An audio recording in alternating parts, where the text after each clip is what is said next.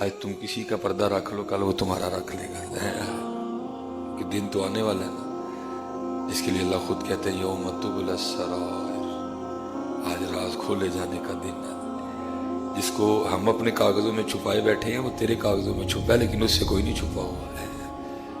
وہ تیرے کاغذوں میں چھپا ہے لیکن اس سے نہیں چھپا، اس کو پتہ ہے۔ اس لیے حضرت جی یہی ہمارے بڑوں، جتنا اللہ کی مخلوق سے پیار کرو گے اتنے تم پہ فضل ہوتا ہے۔